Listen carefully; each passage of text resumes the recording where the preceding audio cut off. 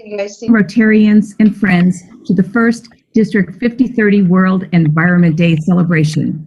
Today's event is hosted by the District Environmental Sustainability Committee. I would like to begin, though, by acknowledging that we in District 5030 live on the traditional land of the Coast Salish peoples, specifically the first people of Seattle, the Duwamish people, and the ancestral lands of the Squamish, Stillaguamish, and Muckleshoot tribes. They are the original stewards of the land we live on, and we honor with gratitude the land itself and these tribes.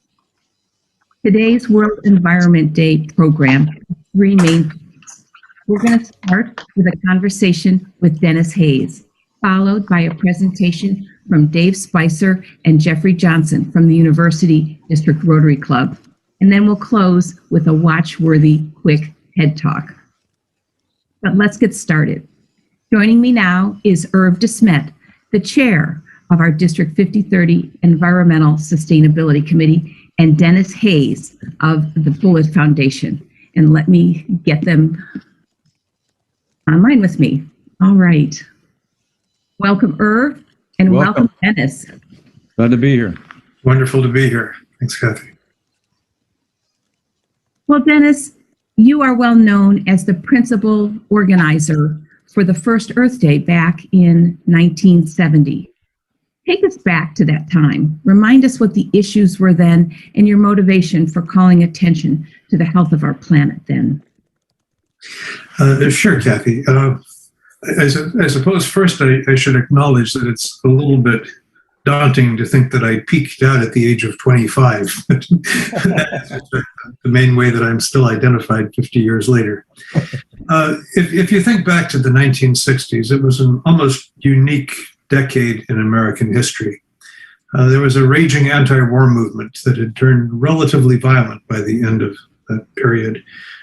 We had a civil rights movement that had seen the assassination of Dr. King, and politically the assassination shortly thereafter of Robert Kennedy. The women's movement was unsettling a great many men across the country with new demands for equality. Just across the board, there was tumult. Amidst all of that, there were a new set of issues that were bubbling up that were threats that were, many of them, difficult, if not impossible, even to discern.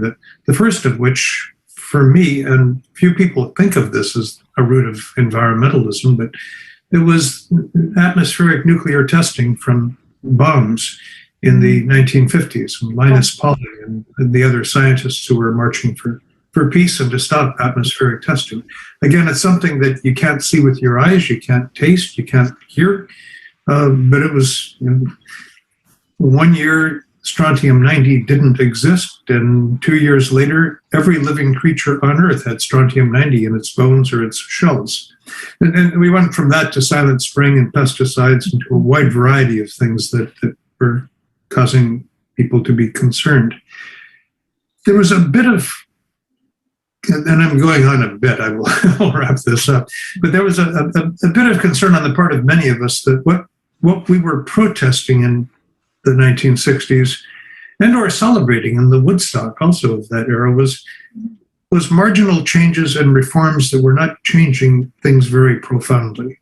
The anti-war movement wanted to end a war and then come back to normalcy.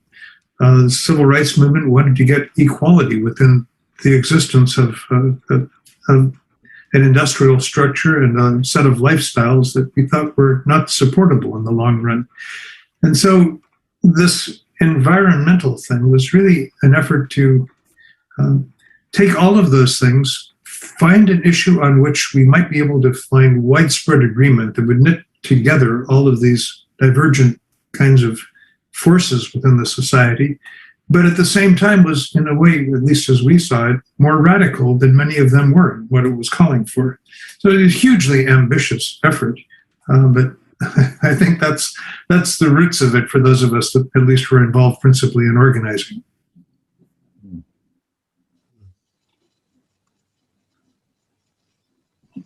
That's great. What do you see then as the biggest gains in the last 50 years? We'll talk about some of the challenges in a minute, but give us some good news. Where have you seen the biggest gains since that first Earth Day? Well, ironically, for something named Earth Day, it mostly not planetary gains. The biggest success stories have, in a world of nation states, been at the national level and at the local levels, where you can pass laws and you can enforce laws in ways that you really can't with the oceans and the atmosphere with migratory species.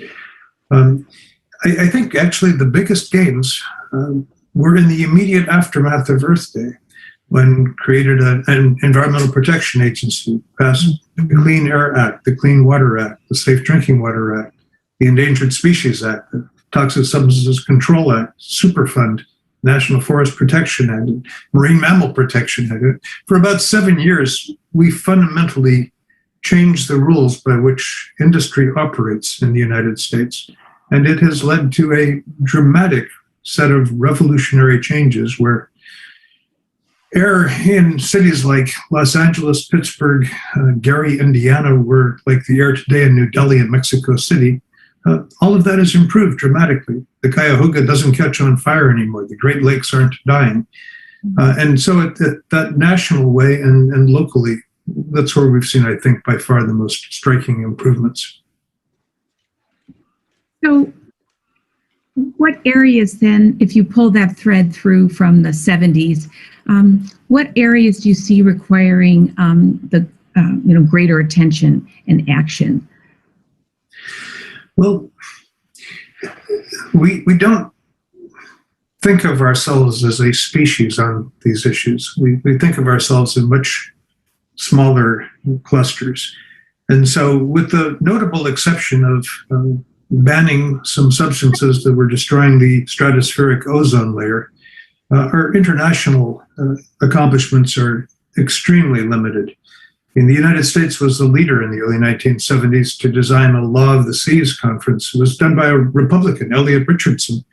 We've never managed to pass it in the US Senate, and hence it's never really amounted to much internationally.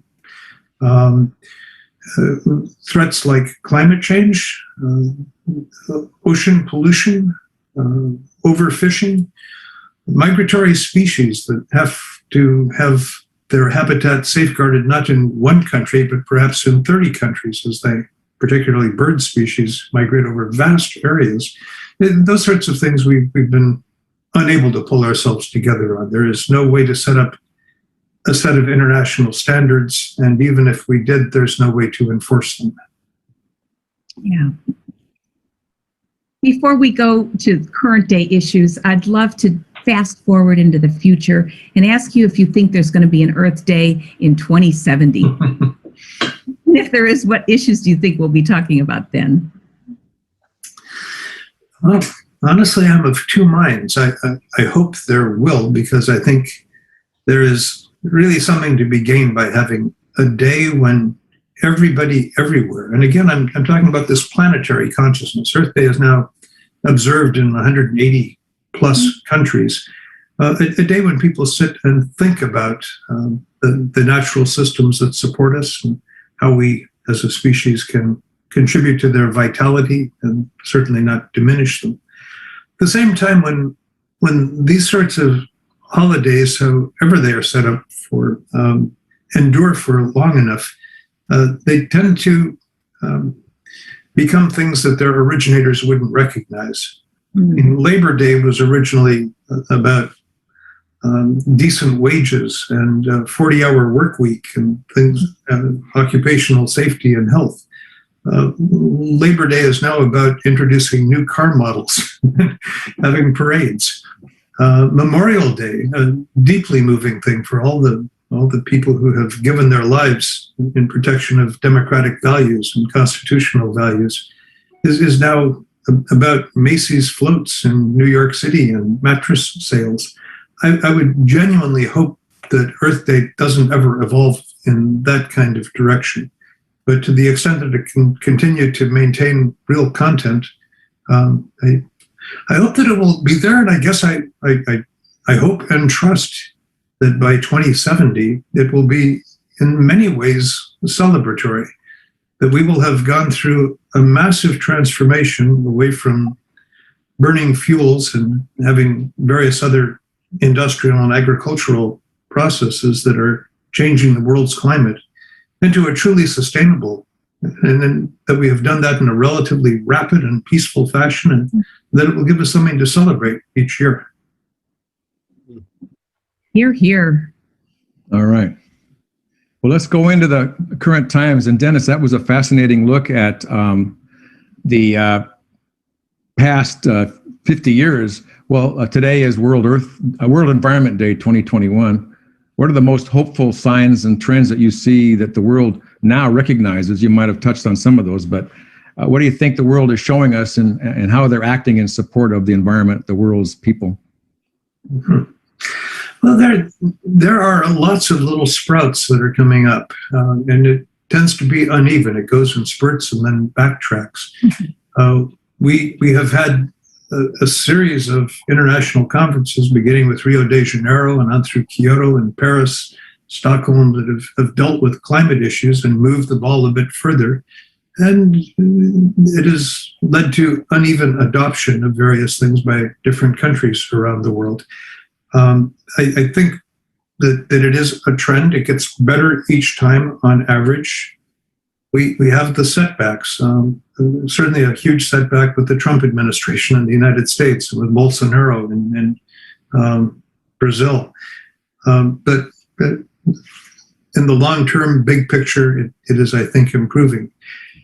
The second thing that gives me great hope, as someone who's spent much of his life in organizing, is the emergence of a generation that is very much like the generation that I was part of. That we see student activists now that are 12, 14, 16 years old with a relatively sophisticated understanding of the science of climate change, and making demands of their parents that they change their own lives, they change their own occupations in some cases, and most important, that they change the politics of the situation. And since, basically every parent in the world wants to be a hero to his kids, having the kids out there making those demands are, I think, really moving. And then finally, you see a lot of corporations today making pledges that would have been unthinkable 5 years ago. And some of them actually are now calling for things that Greenpeace and the Sierra Club wouldn't have called for 5 years ago. Microsoft here in our own backyard has been really a genuine, authentic leader in this. By 2030, it's going to have not only reduced its carbon emissions in a net zero fashion, but to absolute zero. And by, I think it's 2045, it will have taken out of the atmosphere net more carbon than it put into the atmosphere during its entire corporate existence. I mean, those are staggering kinds of numbers. And admittedly, that's not an electric utility with a bunch of coal-fired power plants, but it is a company that consumes awesome amounts of electricity, and it's going to be doing it well.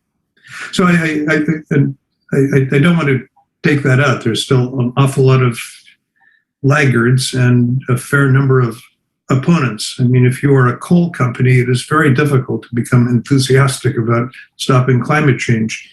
But there's certainly progress on the corporate front. Yeah, that's an interesting monologue on that situation. And so I was thinking, as I was listening to you, sometimes we do get a gut punch if we're trying to save Mother Earth and all living beings. And I agree with you. There's been some extraordinarily phenomenal things that are happening. So let's say that we experience a negative, a real discouraging trend, and we're making progress, and yet we have that one step back. What would you say? How would you advise us to stay committed over the long run to our pro-environment initiatives? Well, I suppose the glib answer is because we don't have a choice. At least those of us that have children and grandchildren, we want them to have a planet that is at least as healthy, at least as prosperous and sustainable, resilient as the one that we inherited. Beyond that, it will be uneven. There'll be places where we get significant victories, and places that are, as you suggest, are really big setbacks. And what we have perhaps done inadequately has been to celebrate the victories and use them to build momentum for the next surge forward. I mean, here in Washington, if you look at the package of climate legislation that has passed over the last couple of years, including just in the last month, that package is almost certainly the strongest climate package passed by any state in the United States, and the one that does the most for equity as well. And yet it was strongly opposed by some groups because it didn't go far enough. I wrote an op-ed during this thing saying, it is the strongest package that we have any chance of passing for the foreseeable future. Here are 5 flaws in it. I wish that it didn't have it, but it's still the best that we can do. Let's take it, let's ratchet it forward, and then make more progress when the opportunity presents itself. But instead, in the case of some groups of celebrating, they are condemning it for not having gone even further. That's been a problem in activism forever, and I guess, candidly, it's also probably a good thing, or at least it has good attributes. While a number of groups that worked hard on this legislation did celebrate, it's always good to have people who are pointing out your shortcomings. I just wish they didn't aim their principal guns at their allies. Well said. These are tough issues, and I think a lot of people have strong views, but I think we have to have noble hearts to proceed. Knowing that we're all interconnected, mm-hmm. I think that there's a greater understanding that we are all interconnected, all living species. So there is great hope, in my opinion, too. Well, now on the international front, that we still have a sense of boundaries with various countries. So it seems imperative to us that countries like India, China, and Brazil have to really have to buy in to the solutions that are being suggested and proposed. Well, what should we in the United States do to win the support of these other major international players in the environmental situation? Yeah, that is a really important and really tough question, in part because when you're talking about decision-making in countries that have wildly different governing bodies, different cultural backgrounds, different economic systems, it's sometimes hard to get everybody marching in the same direction, and certainly not to the same beat. There are things that we don't tend to appreciate as much as we should in the United States that is being done. I mean, everybody knows about the number of coal-fired power plants in China and about India importing really low-grade coal from Australia. But we tend not to know that, almost 90% of all solar panels in the world are manufactured in China, that it was not democratic capitalism that did this. This was a top-down government that decided that this was just a spectacular business opportunity, particularly when Germany passed its feed-in tariff and said that they would buy panels from whoever would manufacture them for the least. And China just jumped on that and invested enormous sums of money in ways that are now being criticized in the United States because they were subsidies. So they wanted to have this industry grow explosively, so they would basically give entrepreneurs 100-year leases on lands for pennies, give them almost no interest loans to build the facilities, and subsidize it with huge purchases of solar panels for deployment in China itself, as well as in international markets. So the response to that in the Trump administration was to put a tariff on Chinese solar modules rather than give our own kinds of incentives and spend our own governmental money to do the same thing in this country that China was doing. I'd like to see us competing with them to see who can go most renewable and cleanest, fastest, as opposed to saying this. I mean, the theory behind it was that if you put a tariff on Chinese modules, that would give an economic advantage to American companies and they would start investing here in solar. But now, after 3 years, there has been very, very, very little investment, none of it at a scale that makes any economic difference with the economies of mass production, with kind of super fabs. And I think it's time to realize maybe the Chinese got that one right. if you're going to be bringing about that kind of radical change, it's going to be as positive expenditures. It's basically what the American government did in the past. After World War II, we built the automobile industry with massive subsidies and a huge interstate highway system. We built a commercial airline industry that was largely centered here in Seattle by investments in military technology and planes that drove down the costs. Semiconductor chips for computers were initially for the space program and then massive purchases for the military that gave us Moore's Law and huge volumes of things at very low cost. And I think in some senses that's now decried on the right as industrial policy, but by God, it worked for America for a long time. And it's working for some other people now. And I think maybe we ought to be open to it. Yeah, I think Wendell Berry, one of my heroes, said that the great work that we had as humans was to try to rebalance. There was a period of devastation that the humans were wreaking on our planet, and now the goal was to establish, to rebalance something that worked for both human culture and the living world. And so I think your statements about how China saw how they could rebalance some of that and make a profit for the country seems to be something that maybe the other countries will grab onto. Well, then we've got these industries now that are showing, like you mentioned before, in Washington State, they're admitting that there are some adverse environmental impacts from the way things were doing business as usual, shall we say. So how do you see the key sectors of our economy, like the fossil fuel industry to the large-scale industrial farming operations, making the changes that we have to have for a habitable planet? Well, they will be doing it, I'm afraid, and I hate to say this because I really try to be upbeat, but they'll be doing it reluctantly, dragging, kicking, and screaming all the way if they do it at all. There's, in terms of large-scale agriculture, that's probably been one of the big mistakes that we've made. And the geomorphologist at the University of Washington who's been writing a lot on soils, a guy named David Montgomery, who's one of the MacArthur Genius Awardees, has been doing some wonderful work on different scaled farming using organic inputs and getting huge amounts of incredibly healthy food compared to the amount that is coming out of major agribusiness, and doing it in a way that isn't producing dead zones at the mouth of the Mississippi River and isn't causing the kinds of climate problems that we're having. Moving down on the food chain to the point where you have more plants in your diets and less meat in your diets is going to be fought tooth and nail by all of the meat packers of the country, as you would expect. It's going right at them.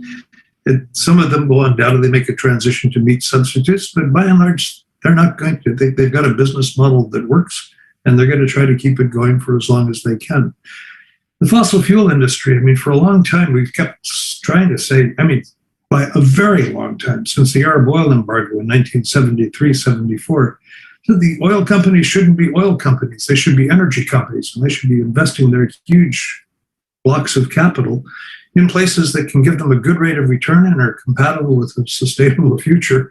And it just hasn't happened, except with smoke and mirrors. And there was this period when BP became beyond petroleum, and everyone was talking about it as, they put solar panels on top of some of their filling stations, and John Brown, then the CEO, gave some great speeches, but by and large, it was a sham, as became clear when one of their refineries turned out to have had nothing but uncorrected errors for a decade, and then it just blew to smithereens down in Texas, followed by the Deepwater Horizon. Well, that was the company that Al Gore's investment fund invested in as the best petroleum company, the greenest petroleum company in the world. Exxon, Chevron don't even wave their arms in the right direction. Well, they put a lot of advertisements in the right direction, but they haven't. And there was even that terrible period in the late 1970s when the solar industry in the United States, remember, this is very small then and relatively expensive modules, were purchased. Basically, almost the entire industry was acquired by oil companies who shut down all of the solar companies in a year or two, even though at that point they weren't even a threat to them. And one would have thought they'd see this as a long-term economic opportunity. So I'm hopeful but dubious about the transition that the fossil fuel industry will make. But it does have an enormous amount of capital, and it would be great if some of that capital were redeployed. I will say one final thing. I'm rattling a little bit. When I say something that is flattering about a country, that doesn't mean that I don't recognize all of its warts. And it's not an endorsement of China and how it's treating the Uyghurs or the Tibetans or the surveillance of its own people, et cetera.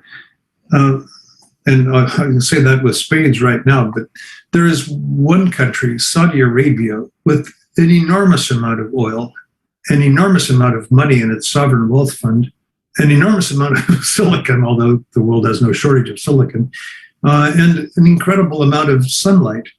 And that could put it in, and its leaders keep talking about it, put it into a position that it could displace China as the producer of very low-cost photovoltaics that it continues to export to the world in the form of embedded energy and making the modules and refining the silicon.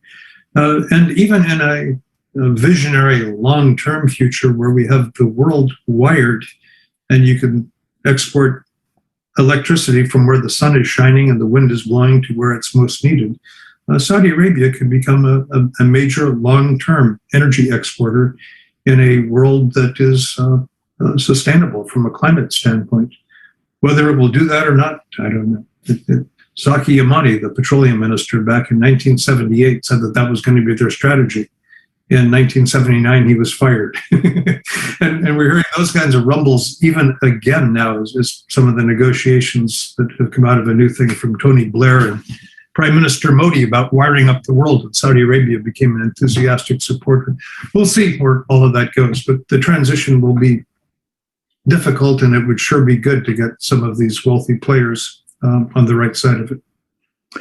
I think that's an honest discussion and an answer to that question. And I think what I'm detecting is that there's a lot of action now. I mean, there's an awareness that has increased. There's no doubt about it. And you said, you're hopeful yet dubious. And so that signals to me that the battle is underway and it's not going to always be easy. But for the benefit of our children and grandchildren, a lot of us look to them and want to do the right thing by them and for them. And so I'd like to ask you one final question from my part, going back to a kind of a thought that Wendell Berry had, that the great work now is to try to get a balance that works for both of our human culture and the rest of the living entities on the earth. And so considering, where we are with our climate crisis, what do you think the right balance is between our technological solutions and the way we live and our own behavioral changes that need to be accomplished?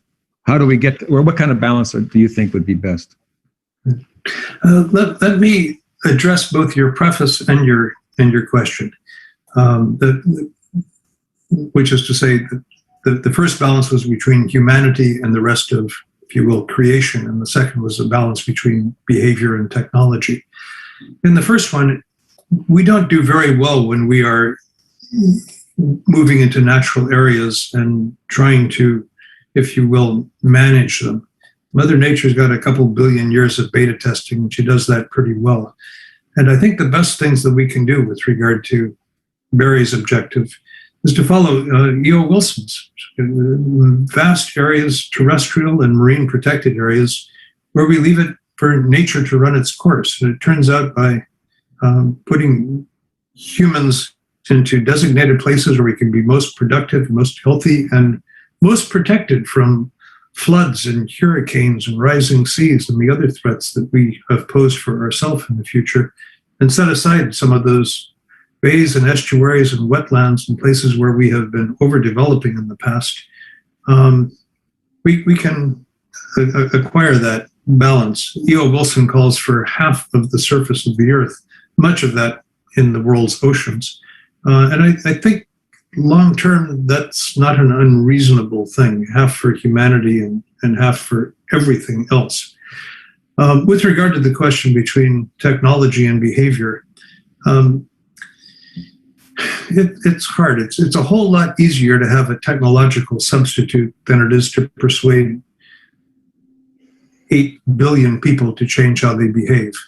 As you saw recently, to get people to wear a mask at a time when it's beyond dispute that it will dramatically reduce both their chances of getting COVID-19 and even much more dramatically reduce the chances of their passing on COVID-19 to people they encounter, including their loved ones.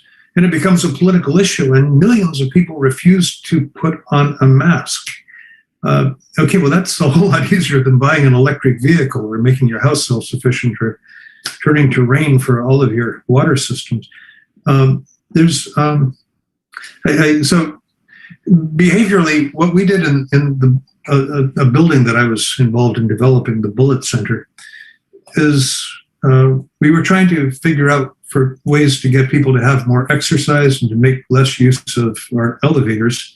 And we did it by making the stairway unusually attractive. Typically, you go into a building and all you see is a bank of elevators, and sometimes there's a door over on the side that you can go up a dark stairway that often has a musty smell, and women in particular can be a little worried about who they will encounter there because you don't have much traffic. So we've made ours filled with light visible from the street, broad terraces that you can meet and greet on at each of the landings as you're going up. And it turns out just by making it, and for what it's worth, we have a very slow elevator, and you have to go through 2 doors to get to the elevator, unlike the stairway.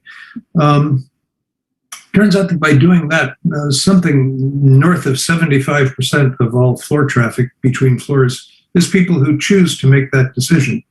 But they're choosing to make that decision after we've given them a nudge that way by making that decision more attractive. And I think there's going to have to be a lot of that nudging going on.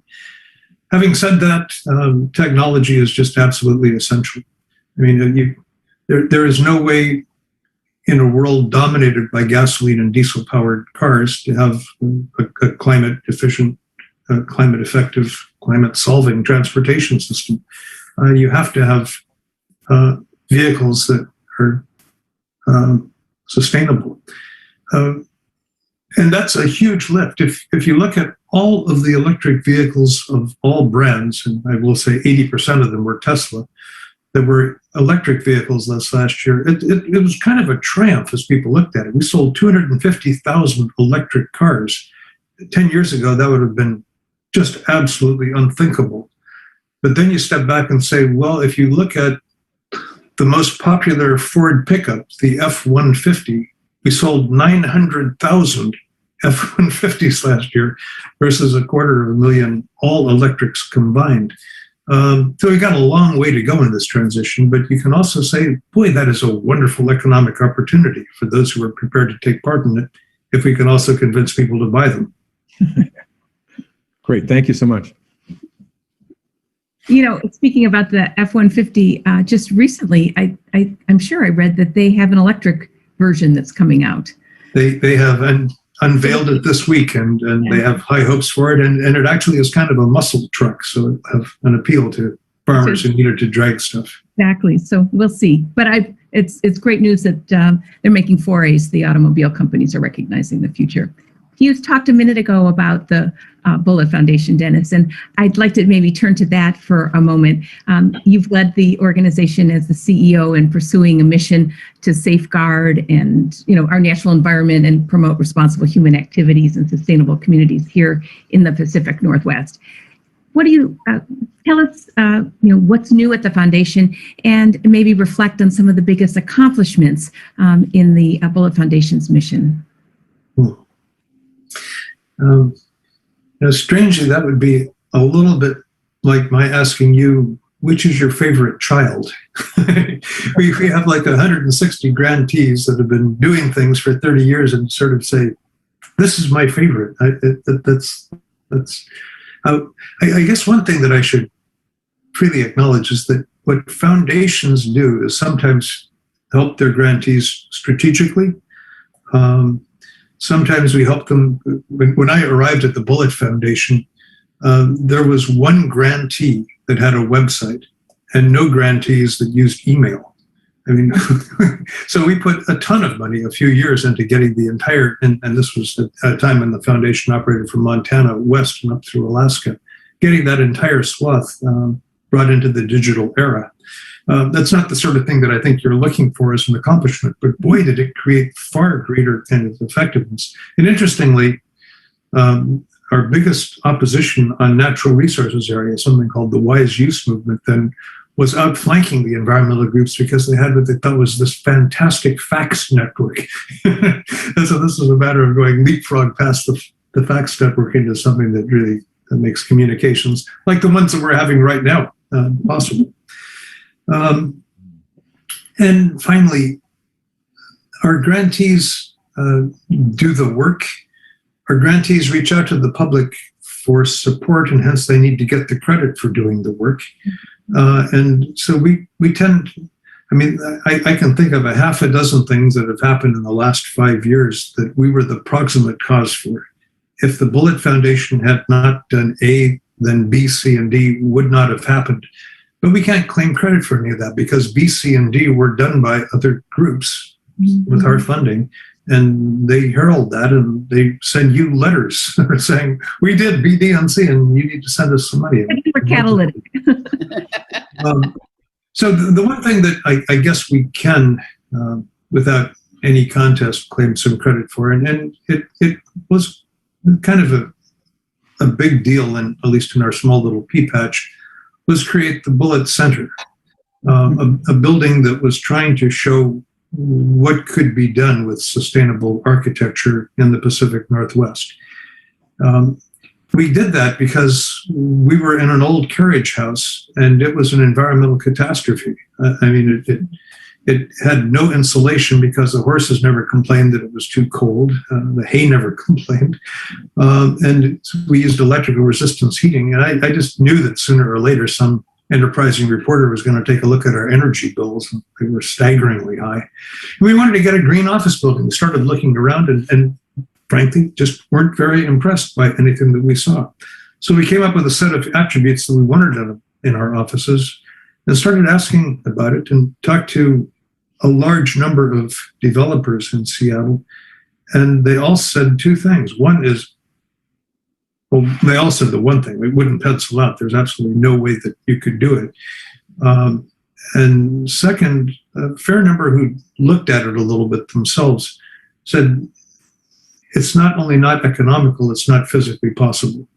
You cannot collect enough sunlight on your rooftop in cloudy Seattle to meet all of the energy needs of a 6-story building. And if you're going to be right within Seattle, the cost of the land is sufficiently high that you've got to have at least 5 or 6 stories or the whole enterprise won't work economically. And I can say that for attribute after attribute. In the end, to cut to the chase, we finally decided, and this was a remarkable act of courage on the part of my board, to take a big chunk of our portfolio, roughly 1/3 of the total assets of the foundation. Ordinarily, if you're building a building, you go to a bank and you get a construction loan. No bank would give us a construction loan. In the end, we got a partial construction loan from a bank that had been the banker for King Broadcasting, where the foundation came out of for 80 years and had been the bank for the foundation for its entire existence.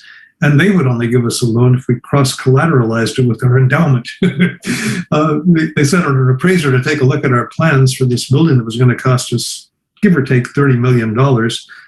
And the appraiser looked at the plans and said, well, let me get this straight. You're going to have a building where the windows open when the building wants them to, not when the tenants do, right? And yeah. And where the shades will go down whenever the building wants them to, yeah. And everybody's going to use rain for all of their water, yeah. And you're going to have basically indoor outhouses. You're going to have composting toilets in a 6-story building, yeah. And you're going to want people to climb up to the 6th story, not using the elevator, but using the stairway. And she just was convinced that nobody was going to become a tenant in this building, and assigned a value of $11 million, on which the bank loaned us $8 million toward the $30 million of the cost of putting. Cut to the chase.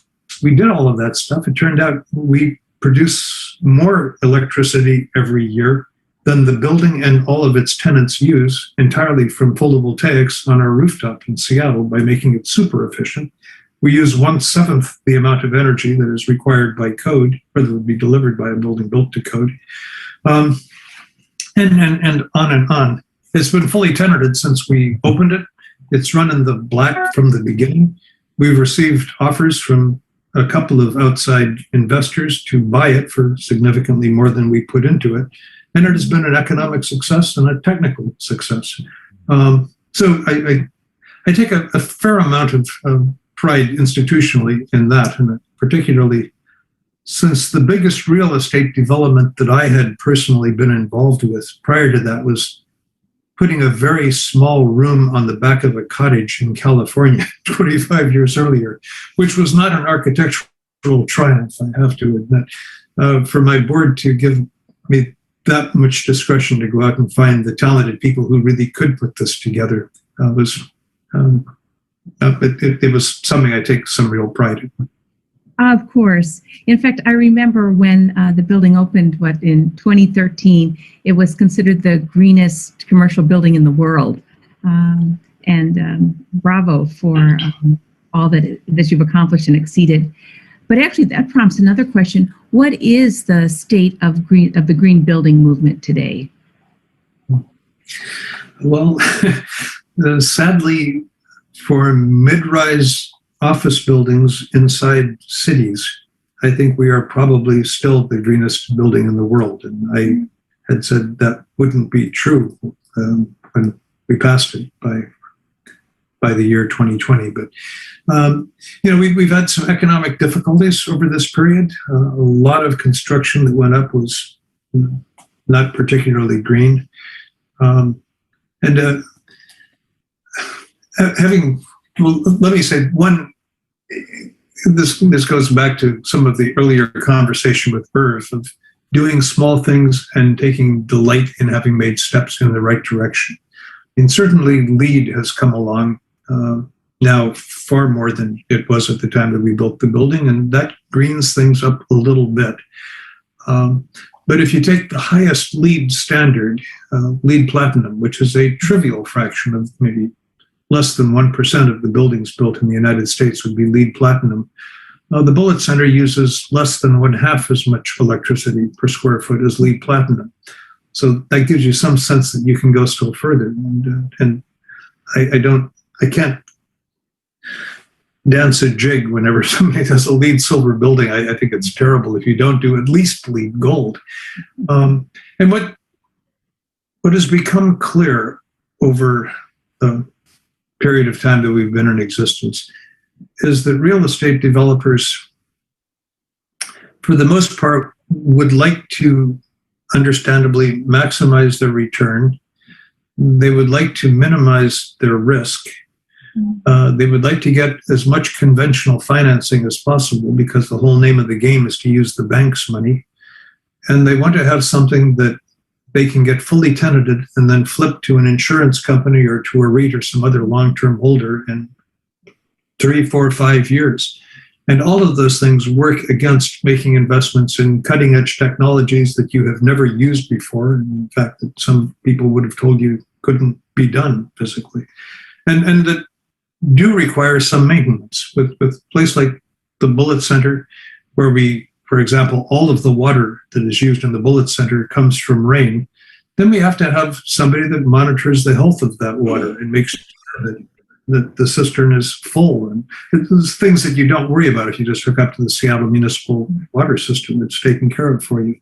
It's not a huge additional task, but why have any additional task if you don't have to, if you're a developer? Mm-hmm. And I've come to the conclusion that this is in so many things, is an area where it will be done by social choice, not by individual choice. That's to say, 98% of the buildings that will ever be built will probably be built to code. And that means you have to have the toughest energy code, the toughest building code that you can. And where you have them, like Brussels has a terrific building code. Every new building that goes up in Brussels is better than a LEED Platinum building. But where you don't have that kind of an energy code, I sometimes sarcastically say that a building that is built to code is the absolute worst building that you can build without breaking the law. That's actually, it's got some wisdom in it, but that also means that we need tougher laws here. Interesting. if I could, I'd like to pose a personal question. You're an environmental hero to so many. Who are your heroes, and who's been your inspiration in all of this important work over the decades?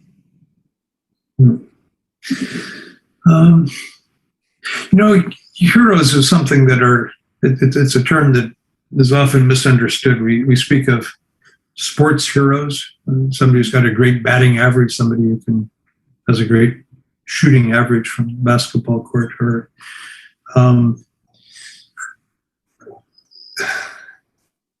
other things that involve attributes that are not ordinary. For many physicists, they would say that Albert Einstein or maybe Stephen Hawking is their hero. I tend to think of heroes as kind of ordinary people who choose to do extraordinary things. When you get a Congressional Medal of Honor, that's not because you are a super athlete, it's because you did something that anybody could have done, but you chose to risk your life to save some of your fellows.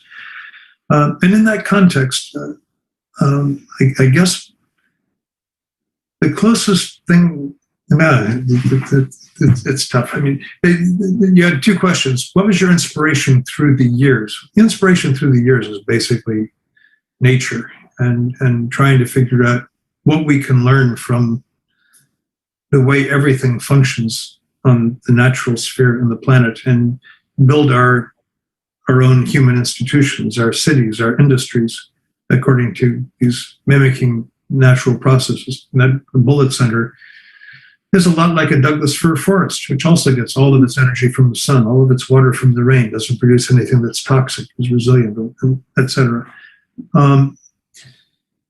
Going to the hero aspect of it, I think my hero today, strangely, might be Pope Francis, which I say strangely because, one, I'm not a Catholic. Two, I disagree violently with him on women's issues and reproductive health and rights and population and birth control. But he's a person who has stood up strongly for the values that he believes in, many of them being environmental values. He's been a huge international leader on climate issues.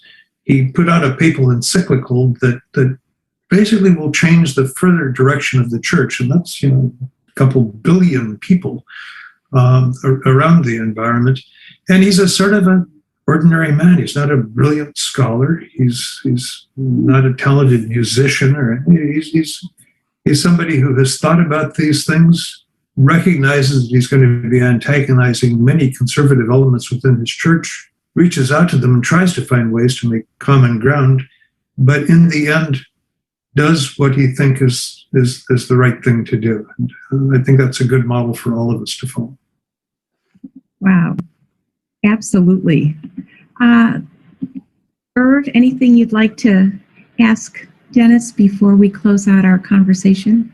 Or just the gratitude for being honest about the deep journey that we should all be on for the planet and the beautiful blue dot that it is in the universe. I, for one, agree with everything you said about just it's the time for action, and there's been action, and let's have some more and not give up hope.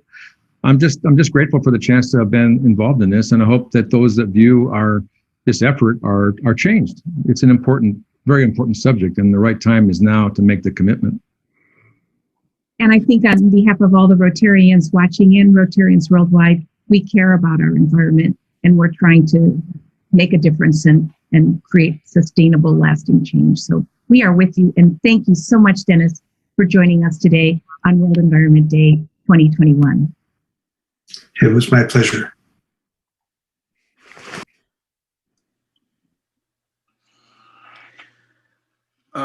Lisa, am I on now, or can you hear me, or what? I can hear you loud and clear. Okay. That part was pre-recorded, so George, your hand was up, but we're going to have a question and answer period later.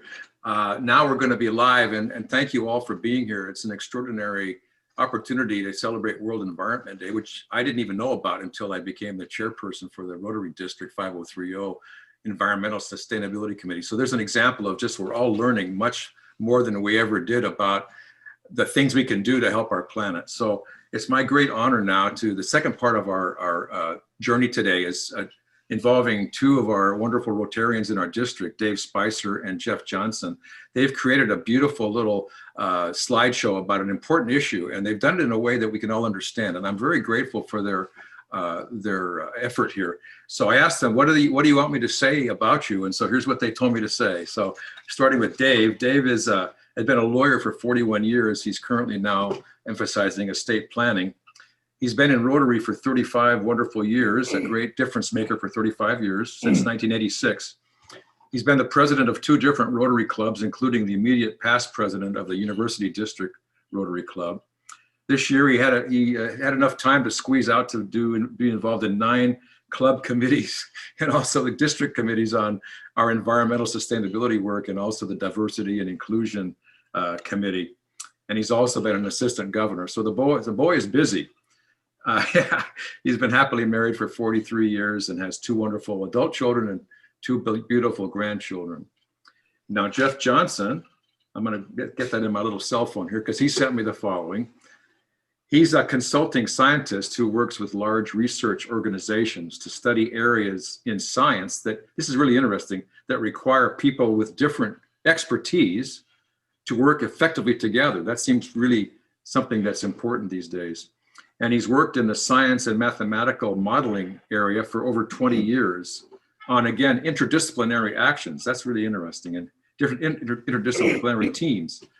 And he always finds himself trying to understand ideas in the simplest terms possible in order to be able to communicate with people with different backgrounds and perspectives. So he's learned how to communicate with the rest of us in simple terms, which I appreciate.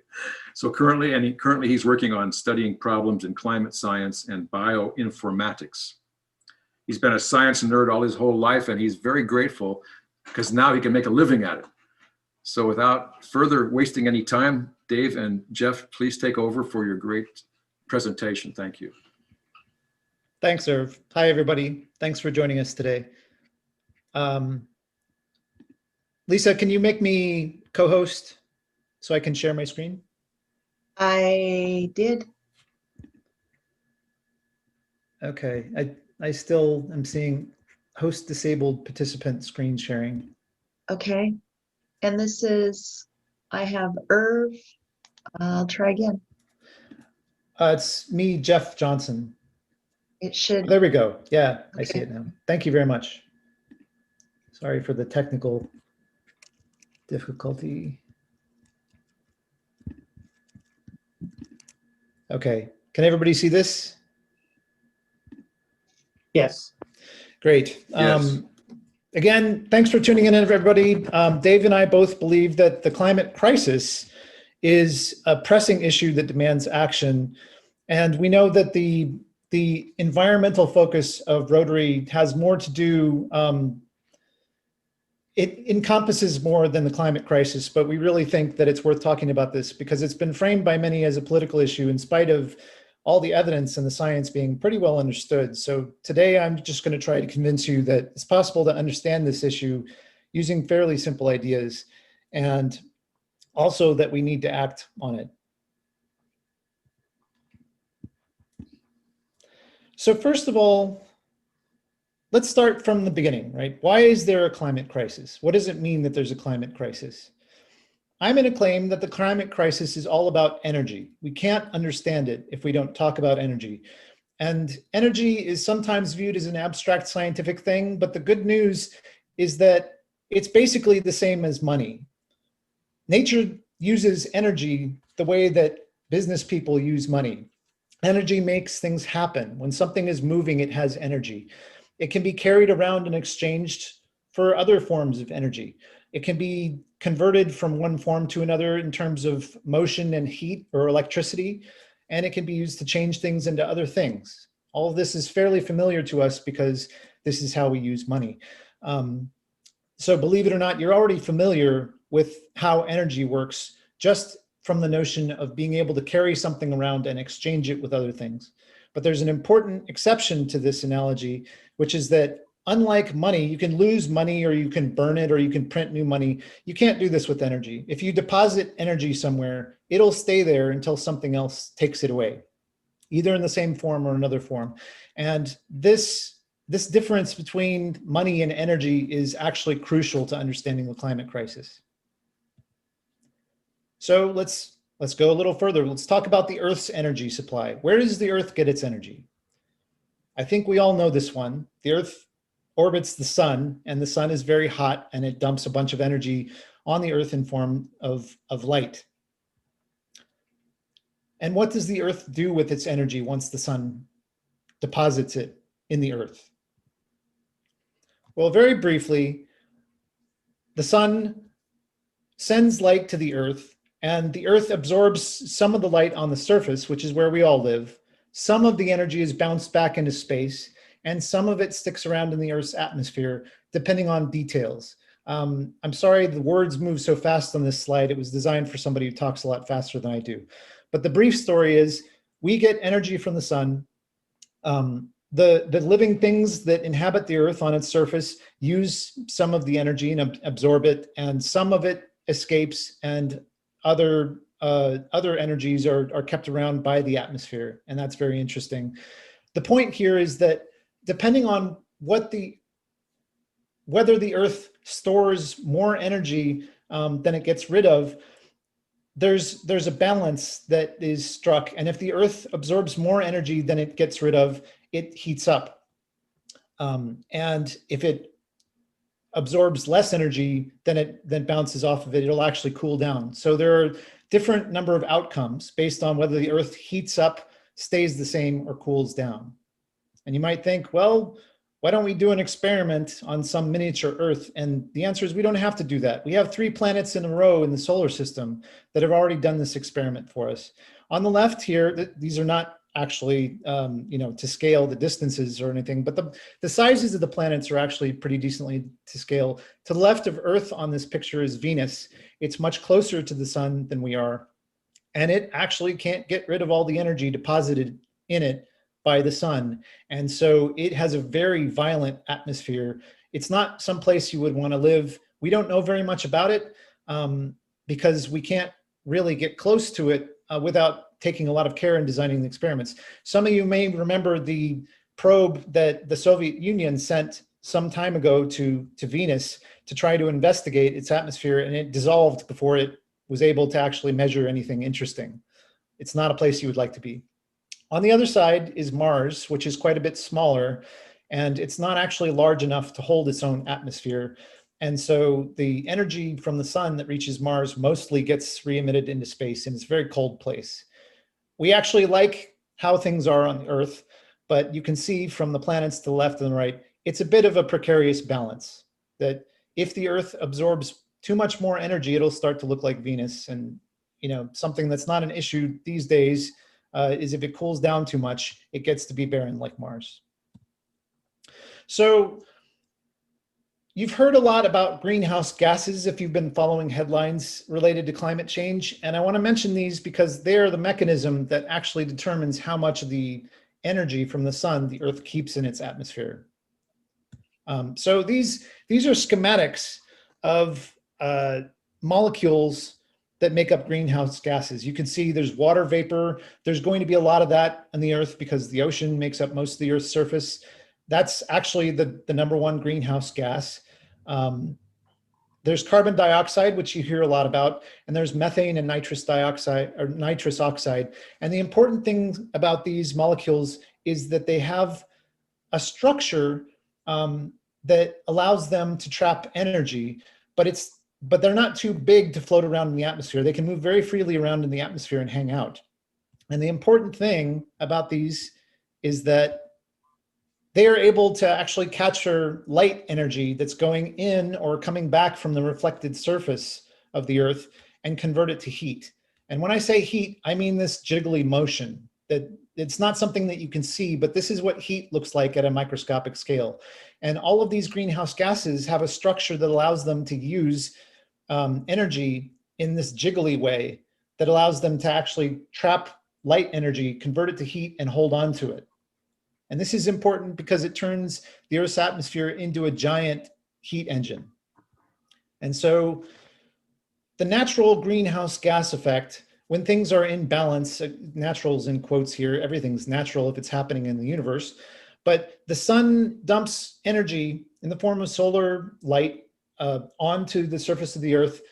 The surface absorbs some, it bounces back others, and depending on the amount of greenhouse gases, which can trap the energy from this light going out from being reflected from the Earth, it either makes it into space or it doesn't. And so on the left here, you can see when there's not a lot of greenhouse gases, more heat escapes into space. And on the right, when there's more greenhouse gases in the atmosphere, less heat escapes and the Earth heats up more. And the heat gets stored in the atmosphere, but the atmosphere is friends with the ocean and they talk to each other. And so the ocean always also ends up heating up. Well, those are the basic scientific principles. But how do we know that this is going on? Well, in the mid-20th century, a chemist named David Keeling had a hunch that the ocean can only store a limited amount of CO2, which is the greenhouse gas besides water vapor, which we can't get rid of, that traps most heat in the atmosphere. He figured that the ocean has a limited ability to store CO2 and that human-induced emissions of CO2 were causing a buildup of this gas in the atmosphere.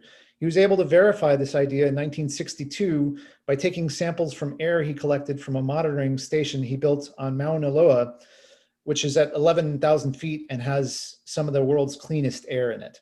And for this, he received the Medal of Science in 2001 for pioneering work related to global warming. He basically demonstrated, if you look at this curve on the right side, since 1960 or so, it's been precipitously rising. It's worth saying that the dark red part of the curve here were samples collected from the station at Mauna Loa, and the rest were collected from ice cores in an earlier set of studies. But you can see an upward trend that's pretty steep. So there are many sources of human-induced greenhouse gas emissions. There's agriculture, forest burning, transportation, many other factors. But the main source and cause of the rising amounts of these gases is the burning of fossil fuels. We know how much CO2 gets put into the atmosphere from burning fossil fuel, and it is creating these precipitous rises. To put this into greater context, the current levels of CO2 in the Earth's atmosphere are basically unlike anything we've observed in recent geologic history. When I talk about geologic history, you can look at the bottom of this graph here, and the timescales are pretty large, right? 400,000 years ago, there wasn't anything like the amount of CO2 there is in the world today. The red part of the this is kind of weird graph because it goes along in blue for a while, and then it just shoots up vertically in red from the measurements at Mauna Loa. And the point is that for the last several 100,000 years, even millions of years, you don't see any concentration of CO2 like this that we're able to infer from any measurements using scientific instruments. You probably have to go all the way back to the Pliocene era, which is 2.5 to 5 million years ago, to observe an Earth with this much CO2 in its atmosphere. All right, here's another graph. I'm sorry, I don't like graphs on slides. This is the last one, but this is just to show you that temperature measurements, the temperature anomaly, which is a measure of the temperature above some reference temperature taken at the mid-century, is increasing. That data has been collected and observed and analyzed by 4 different agencies, and they disagree a little bit in their methodologies, but you can see that all the curves basically have the same peaks and the same structure. And what we take from this is that 19 out of the last 20 years have been the hottest ones on record. And 2020 and 2016 are tied for being the hottest. So there's clearly a correlation between the Earth's average temperature and the amount of CO2 gas, which makes sense because temperature is a measure of heat, and heat is trapped by these greenhouse gases. So the more greenhouse gases there are in the atmosphere, the more heat can be trapped and used for other things. Now, what kind of other things? This is the point in the talk where I normally go on to show extreme climatic and weather-related events like precipitation. This is a huge storm, flooding, coral bleaching in the oceans, droughts, wildfires, and crop failures. The fact of the matter is, I don't think that this is news to many of us. We see this in headlines and news reports all the time. The important thing for us to remember is that these aren't random separate events. They're all connected. They're all connected because they're all caused by the concentration of energy in the atmosphere and ocean that comes from these greenhouse gas emissions. But to me, when Dave and I first gave this talk in April at our University District Rotary Club, the most interesting thing I found is that many Rotarians working on projects in countries around the world came forward to us and told us that they had witnessed firsthand the effects of these extreme events on the people that they were trying to help. And so I dug up some information on how the climate crisis is affecting people in the developing world. Many of you are probably already familiar with this, but here are some interesting resources you can take a look at. On the left, there is a special report from the New York Times that came out in April called The Great Climate Migration that actually gives accounts of people that have been affected and displaced. And the two reports on the right are UN commissioned studies on the state of the global climate and actually a specific study on climate change and migration in vulnerable countries.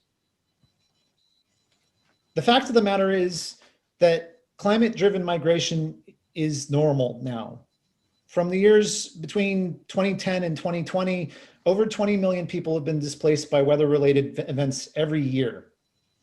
So this is already happening. It's already been happening. It's not new. And these people are vulnerable to actually being displaced a repeated number of times because nature doesn't give them enough time to settle in their new location. These events are becoming more and more common because there's so much energy in the atmosphere that can be used to power these giant storms, that can be used to start fires and all of this. In particular, water scarcity is getting worse in many countries. And my friend Dave actually can speak to this personally because he's worked on so many water projects with Rotary. Dave, do you want to say anything about? Yeah, most of you know Ezra Tashomi, who is a wonderful past district governor. He and I have been working on water projects in Kenya and Ethiopia since 2002. In our experience, we worked with now 34 different villages. The enormity of the challenge around water scarcity is just remarkable. In just 20 years, we now have the scarcity so bad that women and their daughters are walking almost 10 miles every day to try to get to a water source. That didn't happen 20 years ago. And many, it's not just the water for drinking, but it's also water for agriculture. So it's a double whammy. And our Rotarians in Ethiopia are sharing with us that they're concerned that they're going to see an upheaval of 10 to 15 to 20 million people from the rural areas coming to the cities in the next 20, 30, 40 years. So it's happening before us. Rotary is involved in some of these challenges, and it's happening before our eyes. Thanks, Dave. The most vulnerable countries that were called out in these studies are the least developed countries, LDCs, landlocked developing countries, LLDCs, and small island developing states. And the reason I'm pushing these acronyms at you is that we actually do have an idea of how affected they are. And the other thing to mention is that these countries contribute the least to global warming if you believe that global warming is caused by concentrations of greenhouse gases, which is the case I've been making. Now, this slide is horrible, both in its design and the story it tells. So just bear with me. I'm just putting this up here. These are 3 tables that list the most vulnerable countries in least developed countries, landlocked developing countries, and small island developing states. You'll see many countries with asterisks listed on here that belong to more than one of these lists. And the takeaway here is that we understand who's going to pay the price for human-induced climate change. And it's not us. It's not the modernized, developed countries. It's the developing world. And I have to ask you at this point, is that fair? So now that I've kind of painted a picture of the science and the circumstantial evidence and the urgency of the climate crisis to you, And I hope to speak with some of you at the Q&A section about some of the stuff we've discussed. Dave is going to continue the talk with how human society is responding to this. Thank you, Jeff, and you'll just continue to monitor the slides. So next slide. So I'm going to be both sobering as well as optimistic. The sobering piece, and I hope you don't feel I'm overstating this, but our collective humanity around the planet is facing the most catastrophic potential, not necessarily in our lifetime, but our children's, our grandchildren, every generation, if we don't do all we can to address climate change. I liken it to, it's very different, but we all know when we were growing up, this whole worry about nuclear holocaust. This is not nuclear holocaust, but the reality is the impact on species and humanity is huge and potentially catastrophic. So one thing that's very hopeful, we've all heard about the Paris Climate Accords. 197 countries, almost every country on the planet, signed off on these accords. What does it do? The goal is to try to keep the global temperature to no more than 2 degrees. And the real goal is to try to keep it to 1.5 degrees. We're talking Celsius. So 2 degrees Celsius is really 3.6. It's the driving goal. And all countries have to participate. But the biggest polluters, historically, USA is number one. But over the last several years, it's really China, India, and the USA. They need to cut emissions substantially. Every country has a certain amount of standards to try to reduce it. And it's very critical that the developing nations like our country help those other countries that are struggling to meet these goals. They want to have, when we talk about transparent monitoring, outside experts will have to go in and review how each country is doing. So the goal is accountability, setting very ambitious standards. And I don't know if you know, but back in December of this past year, 2020, they met again to try to see if we can revise the goals to be even more aggressive. And there's been a lot of progress made. So this is a very hopeful thing. Many of you have heard of the Biden plan called the American Jobs Plan. Well, there's a whole lot of different things. We've broken it down in terms of different quadrants, but among those that are most critical for climate and environment, affordable, sustainable housing. The clean drinking water will be a very important aspect, almost $690 billion. Revising our electrical infrastructure around the country will be about $100 billion. Electrification of vehicles and vehicle fleets, transportation, freight, all will be important. And probably $500+ billion of this plan will have a very major impact on climate. A sign that's very encouraging is the last few years, utilities, including Seattle City Light, utilities around the country have been adopting very aggressive standards. Many, at least 17 out of utilities around the country have adopted a 100% carbon neutral by 2050. Many of them are at 80%.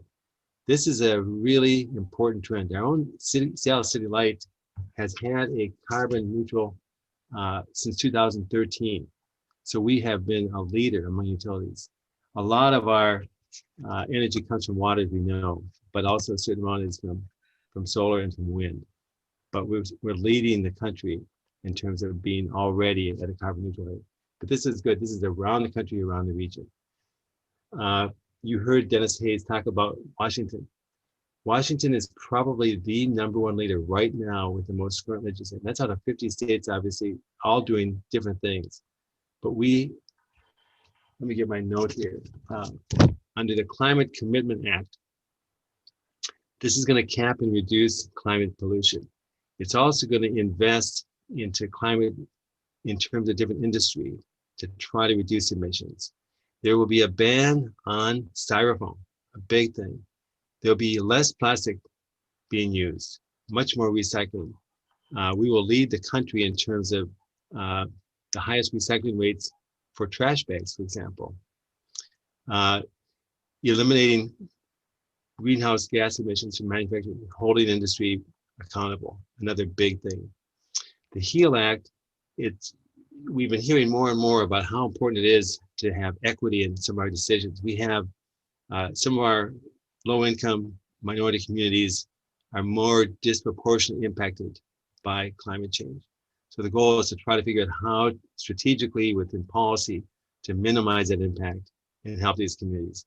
So these are all good things. There's also a clean fuel standard that's being applied. So we've done many good things just with this past legislation. But the next slide talks about what we've been doing the last couple of years. You'll see the kind of climate investments that our state is pursuing.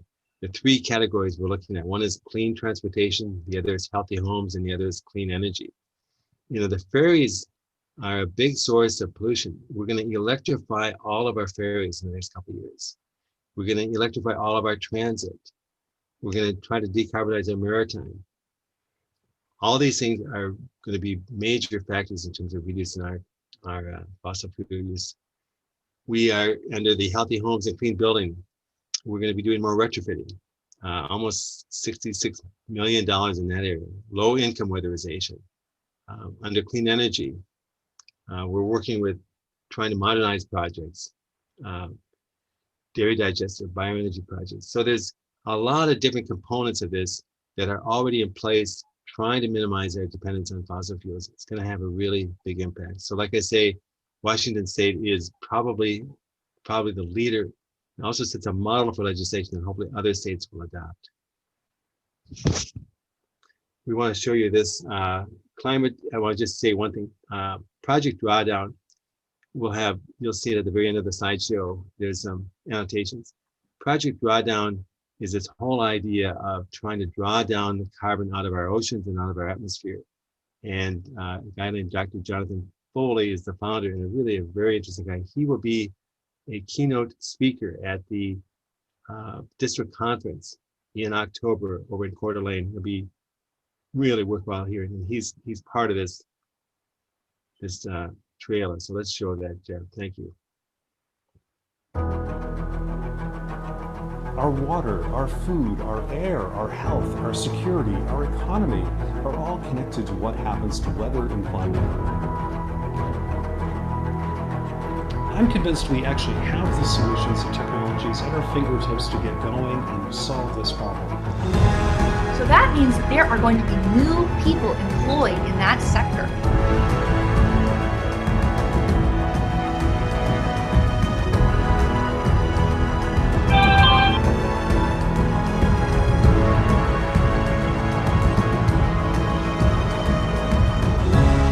To build the future we want. It hasn't happened yet. The future is ours to choose.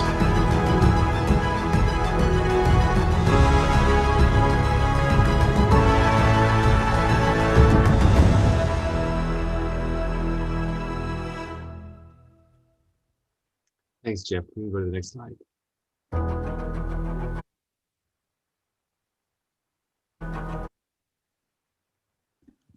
Sorry, I'm fighting with Zoom a little bit. So now let's turn to Rotary. What can we as Rotarians do to try to address climate change and preserve our environment?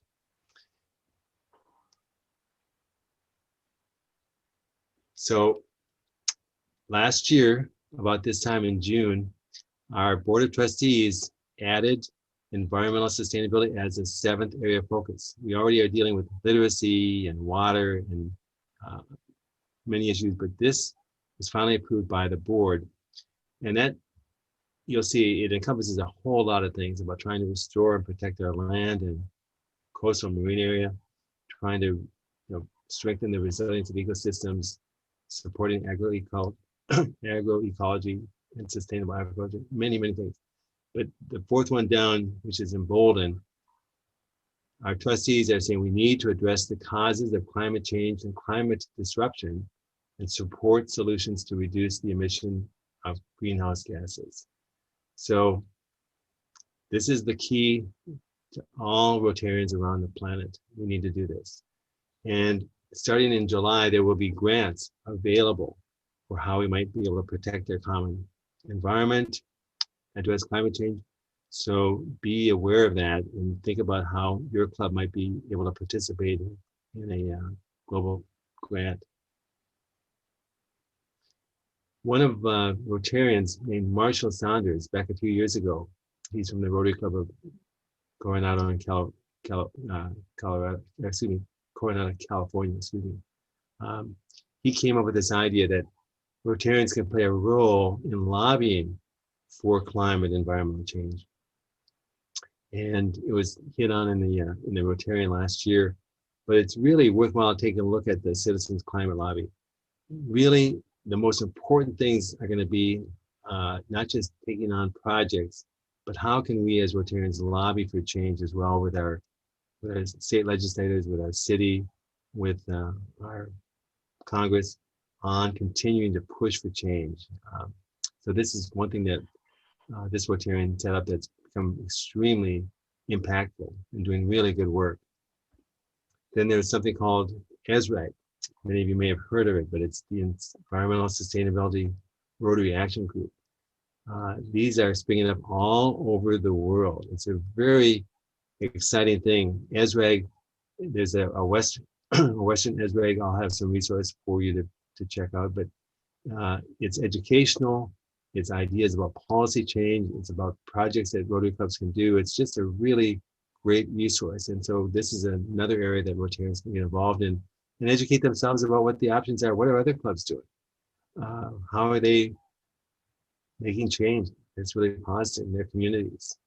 So really something to consider. Right now in our district, we only have 6 Rotary clubs that have an environmental sustainability committee. Our club, University District Rotary, we formed ours in, I believe it was October. And we've done, with a relatively short time period, we've had some key speakers come to our club. We've had a survey done of our Rotarians about what they think are important things for us to do. We made a presentation on April 9th on this particular slideshow from Jeff and I. And then we had a big project going out to clean the Duwamish River, which is an area of great critical need. So in just a short time period, our Rotary Club got very engaged. But we're just one example. But there are really a need. I would love to see Rotary clubs around our district take this up, form their own ESC, and get involved in a project or two that they could take on. Maybe involved in some policy-related activities like the Citizens Climate Lobby. Have some programs come before your club membership to hear and learn more about what's going on. Just a lot of different ways. So a great resource also is to connect with the King County Strategic Climate Action Team in terms of ideas and ways to be involved. And just a lot of possibilities. Can we succeed? As I started with my presentation, the challenges are if we don't do the hard work that needs to be done in the next 50, 100 years, there will be catastrophic consequences. We're already seeing that happen now, but I'm extremely hopeful. Things are happening that could make a big, big change. Let me just demonstrate a couple of them. I don't know how many of you remember, but back in the early 70s, scientists discovered this link between chlorofluorocarbons and the ozone layer depleting. And then just a few years later, in '84, huge issue came out about the ozone layer appeared to be having a giant hole. Well, why is that important? Well, it allows the entry of UV ultraviolet radiation, causes cancer, causes skin cancer. If unchecked and it grew, it could have enormous consequences. Relatively short time period, 3 years. In 1987, countries came together and formed what is called the International Montreal Protocol to put a limit on these CFCs. And in just a few years, companies changed their policies, reduced their use.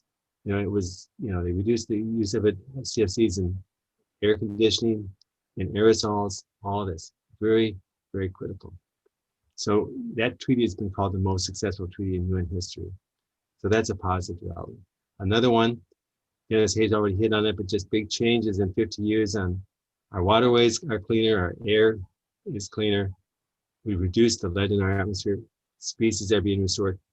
Short time period in the geological history, but 50 years, so much good change has happened. So that's another reason to be optimistic. So we now need to do the impossible, according to Greta Thunberg. We know her as a young Swedish activist. I already mentioned about the Duwamish River cleanup. Maybe we can make this a district-wide project. Maybe there are other environmental projects we could do. And then here are some resources. So take a look at this. I mentioned ESREG, the Rotary Climate Action Team. All these are possibilities. And I'll put in the chat room a couple of other annotations so people can see it. But that gives you an idea. But that's the end of our program. We went a little bit longer, but are we going to go to the TED Talk, or are we going to take questions? Or what are we Can you hear me? Yeah. Okay. Yeah. Before we go to a beautiful, joyful TED Talk that will make your day, I want to just take a couple of minutes and number one, thank Dave and Jeff. It's amazing to me what a wonderful, comprehensive talk that is. And it demonstrates for me the power of Rotary. Rotary's power is coming in, and you can see it in our own district now. I have certainly seen it this year, and it's pretty amazing to me. We're going to have time for question and answers. I want to put a pitch in. Those of you that have been called to this morning together are going to be important assets for us in this way. Number one, we at the district level want to invite any of you that feel the call to join us, to please join us. We are very approachable, and we've done an amazing job together. So we invite anyone. I'll give you my phone number. You may know the other members of our task force. Any of us, please get a hold of us. We welcome you in. There's a district level, and then we have the club level. Like Dave said, we would love to have one person, spokesperson at least for every club, so we could be communicating with them and send information down the line. So that's just a heartfelt pitch for anyone that's feels the urge or the need to get involved to help this noble work that Rotary seems to be so primed to do so well. And anyone that you might know that's not here, just again, spread the word, be creative, and let's go together to make this extraordinary thing continue to evolve. It's been amazing this last year. I want to mention 4 other people besides Dave and Jeff and myself. The people have been so active this year at the district level. I have to signal them out because they've been so important to me and the whole district. Ed Belcher, who's on the call today or on the Zoom with us. Ed's been an amazing asset, as has Hagen Adler, Maria Norena, and Kimberly Peterson with the Eco Club that's forming up. My heartfelt thanks on behalf of all humanity, really. You guys are in the locomotive about the change that has to come. So with all that, I'm going to now introduce this wonderful TED Talk by Louis Schwartzberg, who is world renowned for his slow motion technology or picture taking of plants, but he's put together one of the most inspirational TED Talks I've ever heard, 10 minutes, called Nature, Beauty, and Gratitude. After we come back from hearing his TED Talk, we'll take the question and answer phase. So enjoy this TED Talk. Thank you.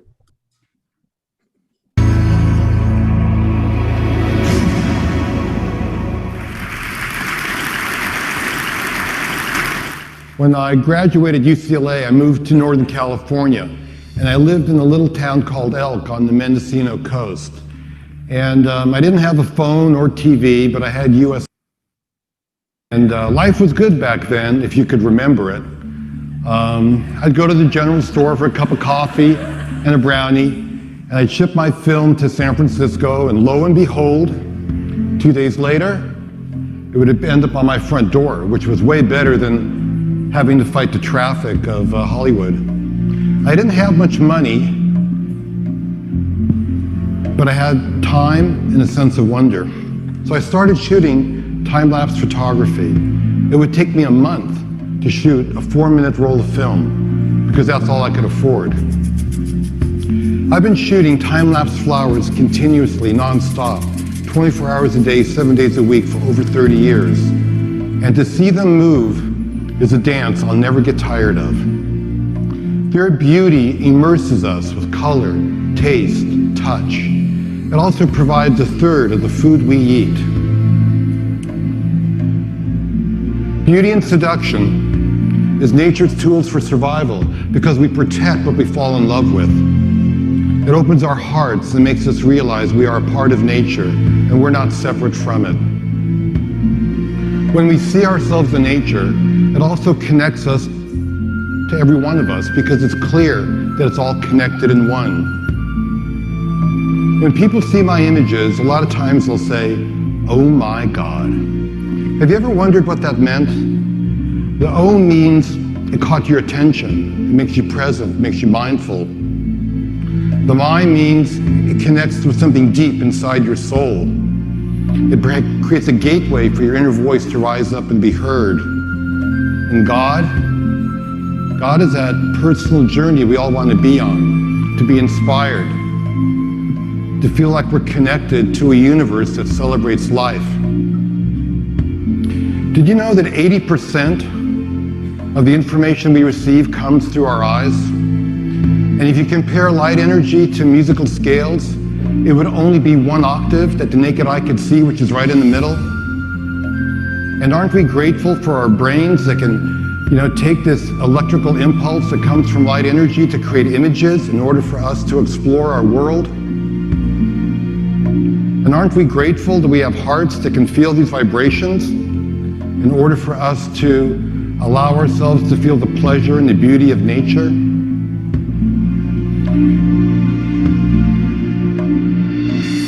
Nature's beauty is a gift that cultivates appreciation and gratitude.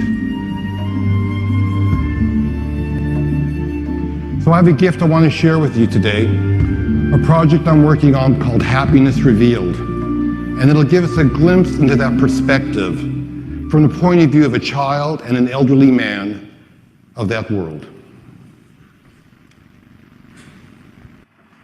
When I watch TV,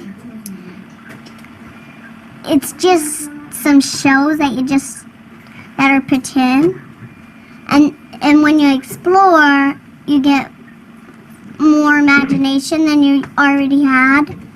And when you get more imagination, it makes you want to go deeper in so you can get more and see beautiful things. Like the path, if it's a path, it could lead you to a beach or something, and it could be beautiful.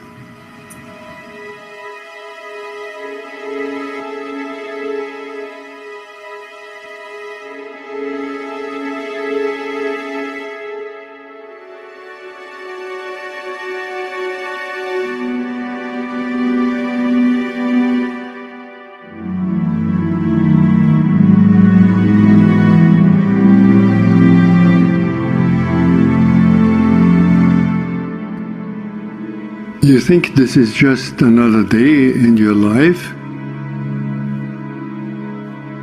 It's not just another day. It's the one day that is given to you today. It's given to you. It's a gift. It's the only gift that you have right now, and the only appropriate response is gratefulness.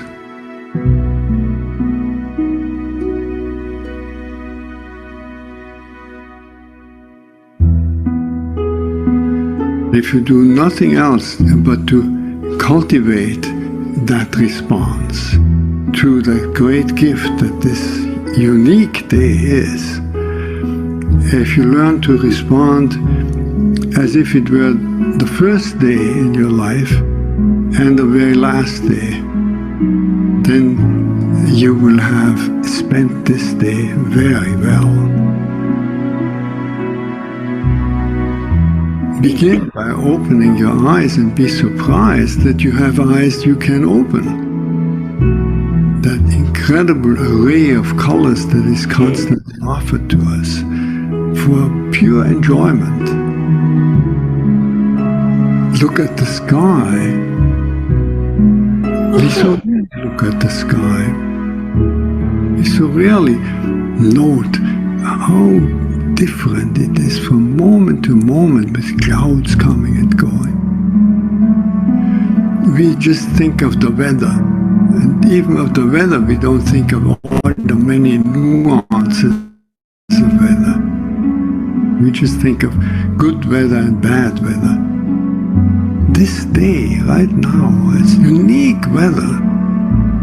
Maybe a kind that will never exactly in that form come again. The formation of clouds in the sky will never be the same that is right now. Open your eyes, look at that. Look at the faces of people whom you meet. Each one has an incredible story behind their face. A story that you could never fully fathom. Not only their own story, but the story of their ancestors. We all go back so far.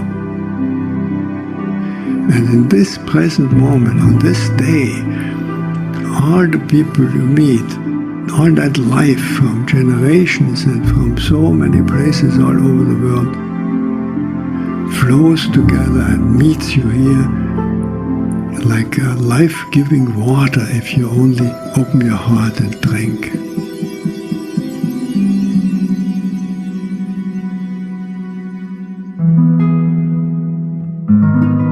Open your heart to the incredible gifts that civilization gives to us. You flip a switch and there's electric light. You turn a faucet and there's warm water and cold water and drinkable water. It's a gift that millions and millions in the world will never experience. So these are just a few of an enormous number of gifts to which we can open your heart. And so I wish you that you will open your heart to all these blessings and let them flow through you. That everyone whom you will meet on this day will be blessed by you. Just by your eyes, by your smile, by your touch, just by your presence. Let the gratefulness overflow into blessing all around you. And then it will really be a good day.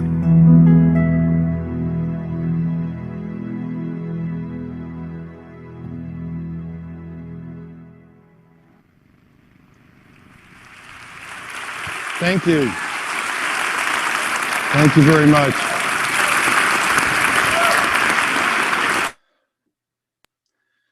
So in gratitude to all of you, I end this formal part of the presentation for this morning. Those of you that have questions and answers, please stick around.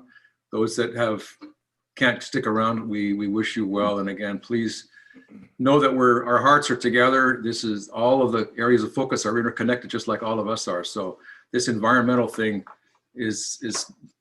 takes it all in. So hope you can get involved with us. And again, thank you so very much. So I'm going to turn over to Lisa, I think, or somebody else. Jeff, Dave, let's get the question and answers. Good afternoon, or good morning, everyone. It's almost afternoon. If you have questions, you're welcome to put them in our chat for our speakers today.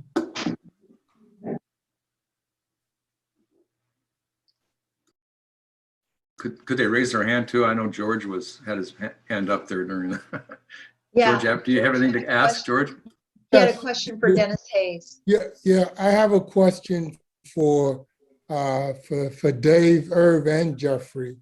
In your efforts for sustainability and expanding the green economy, have you done any outreach to BIPOC and women-owned businesses to be part of this effort? Because if we do that in Rotary, we have an intersectionality between this and our DEI commitment.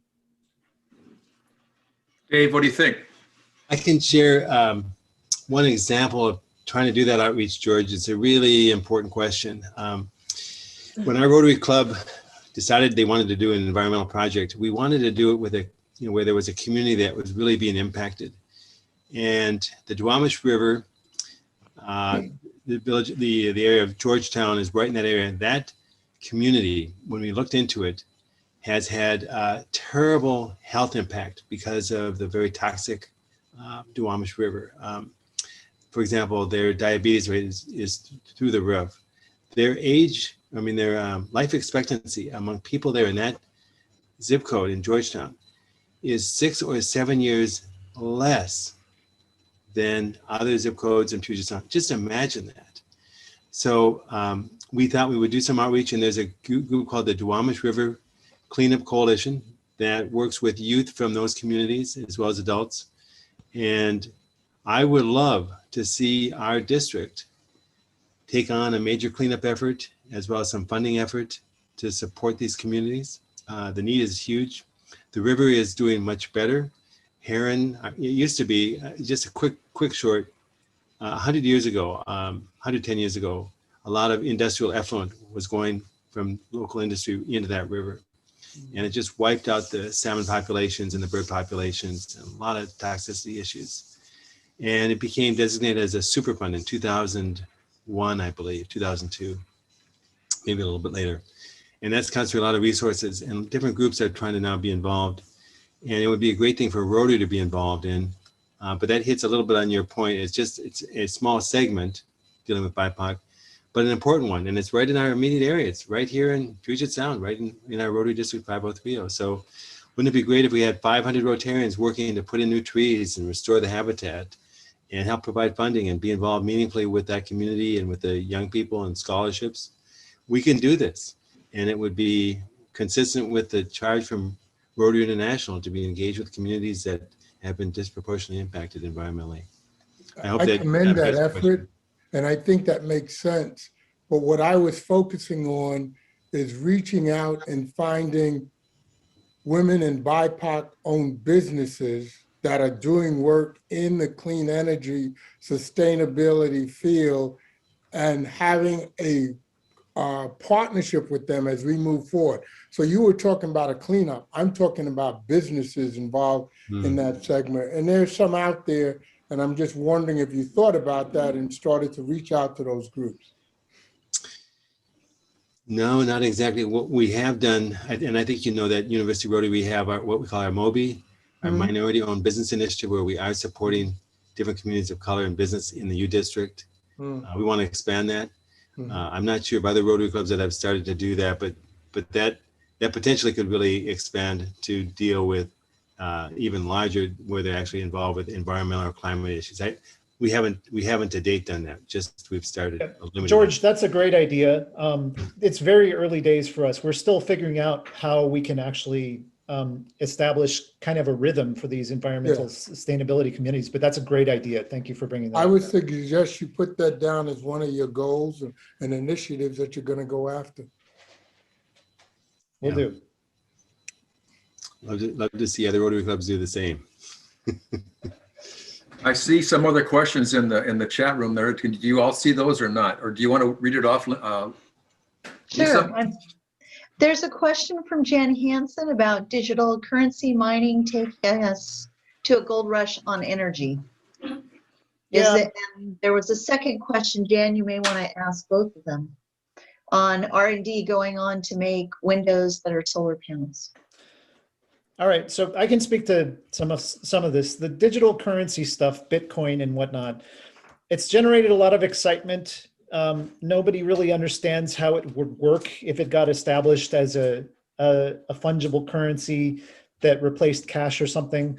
But it's got the kind of frothiness to it that a lot of ill-understood financial vehicles in stock markets have right now. I don't know if you've been keeping track, but basically Elon Musk can grab a microphone and determine whether a stock like any of the Bitcoin related stocks skyrocket upward or plummet downward.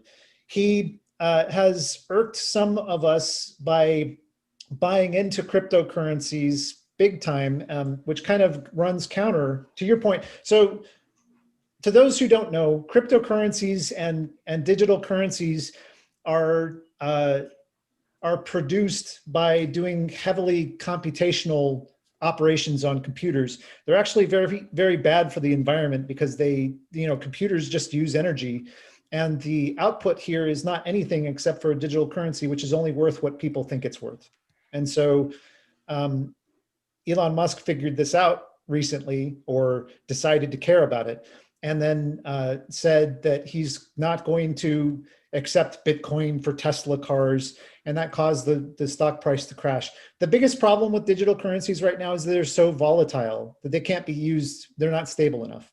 But the biggest material problem is that they're very wasteful in terms of how they're generated, in terms of energy. It's basically, if you look at it from, if aliens came to the earth and observed what people were doing with digital currencies, they'd be very confused, because it's just a whole bunch of computers generating heat and people going crazy about it, selling stuff to each other. So I don't have a good answer for that, but I don't think anybody else does either. Right now, digital currencies are not valued very high, and so that takes away from the possibility that there's going to be this gold rush, but who knows, in 6 months it could change.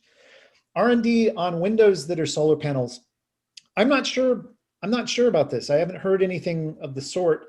I'm not sure how compatible transparent glass is with photovoltaic cells, but I know that photovoltaic cells are becoming cheaper to manufacture. And then in some sectors, they actually have cells that you can spray onto things. It's just a question of whether you can do it to something that you could see through, because glass that's transparent is very different from something that's shiny. At a microscopic level, the properties of the materials are just very different. So I don't know is the answer to that. There's a question from Linda. Jeff, do you have any idea why the graph showing timeline of rise of greenhouse gases actually declined a little from 1940 through 1980? Yeah, so I'm going to show that slide again. It's not actually that whole period. It's pretty much just 1940 to 1950. I don't have any idea why that is, but what had happened, that was kind of the later period of World War II, right? And so that was a major world event that changed people's behavior.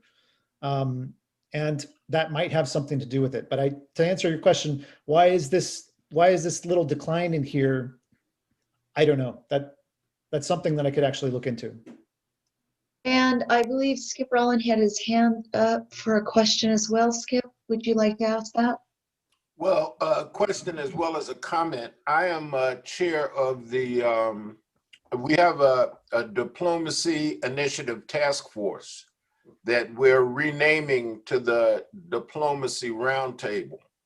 And I just wondered, Jeff and Dave, if this is a project that we could work with you on. More and more, our mission is sustainability.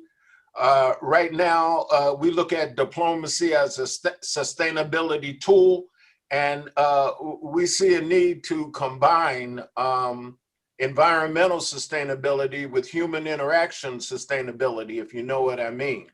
The two are joined under a concept we're exploring called domination, where we dominate the planet, we dominate people, and we're looking at ways we can use diplomacy to reverse the concept of domination. And I just wondered, is there a space in what you're doing, to work with us? Do you feel comfortable with where we're coming from?